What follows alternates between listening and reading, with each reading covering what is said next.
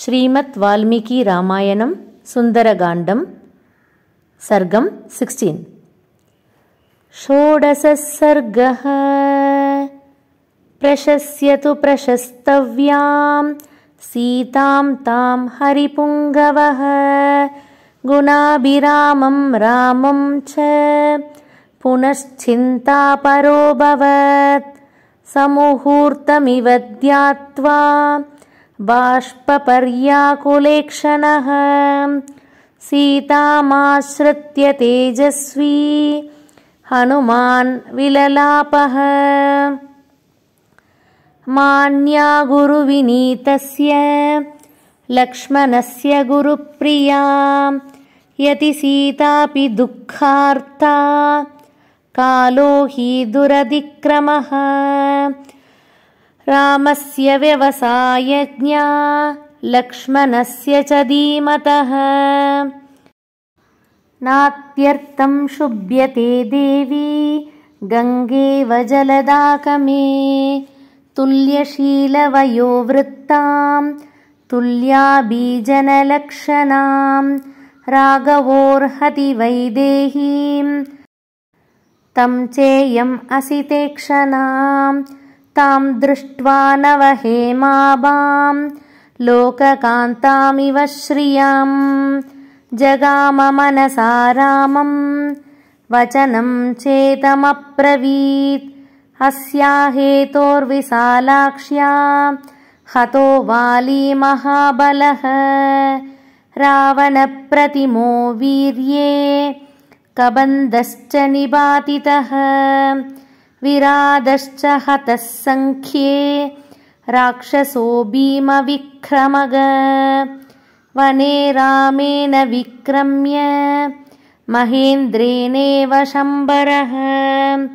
चतुर्दशसहस्राणि रक्षसां भीमकर्मणां निहतानि जनस्तानि शरैरग्निशिगोपमैः करश्च निहितः संख्ये त्रिशिराश्च निपातितः दूषणश्च महातेजा रामेण विदितात्मना ऐश्वर्यं वानराणां च दुर्लभं वालिपालितम् अस्या निमित्ते सुग्रीवः प्राप्तवान् लोकसत्कृतम् सागरश्च मया क्रान्तः श्रीमान् नदनदीपतिः अस्या हेतोर्विशालाक्ष्याः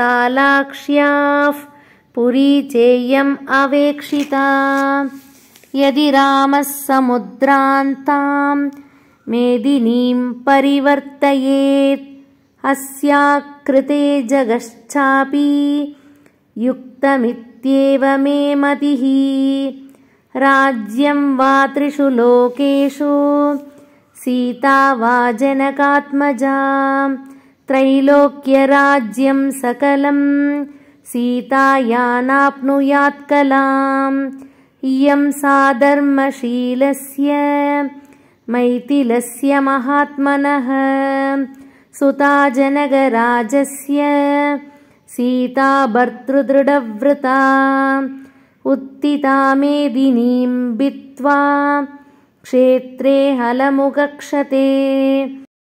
बत्मरेणुनिभैकीर्णा शुभैकेदारबांसुभिः विक्रान्तस्यार्यशीलस्य संयुगेष्वनिवर्तिनः स्नुषा दशरथस्यैषा ज्येष्ठा राज्ञो यशस्विनी धर्मज्ञस्य कृतज्ञस्य रामस्य विदितात्मनः इयं साधयिता भार्या राक्षसी वशमागता सर्वान् भोगान् परित्यज्य भर्तृस्नेहबलात्कृता अचिन्तयित्वा दुःखानि प्रविष्टा निर्जनं वनं सन्तुष्टा फलमूलेन भर्तृशुश्रूषणे रता या परां भजते प्रीतिं वनेऽपि भवने यथा सेयं कनकवर्णाङ्गी नित्यं सुस्मितभाषणी सहते यातनामेताम् अनर्थानाम् अभागिनी इमां तु शीलसम्पन्नां द्रष्टुमर्हति राघवः रावणेन प्रमथितां प्रपामिव पिपासितः अस्यानूनं पुनर्लाभात् राघवः प्रीतिमेष्यति राजा राज्यपरिपृष्टः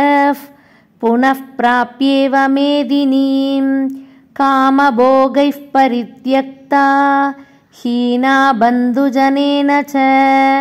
धारयत्यात्मनो देहं तत्समागमकाङ्क्षिणी नैषा पश्यति राक्षस्यो नेमान् पुष्पफलद्रुमान् एकस्तहृदया नूनं राममेवानुपश्यति भर्तानामपरं नार्या भूषणं भूषणादपि एषा तुरहिता तेन भूषणार्हा न शोभते दुष्करं कुरुते रामो हीनो यदनया प्रभुः धारयत्यात्मनो देहं न दुःखेनावसीदति इमामसीतकेशान्तां शतपत्रनिवेक्षणां सुखार्हां दुःखितां दृष्ट्वा ममापि व्यदितं मनः। नेक्स्ट श्लोक मोक्षाब्धिरागम् क्षितिक्षमा पुष्कर सन्निभाक्षी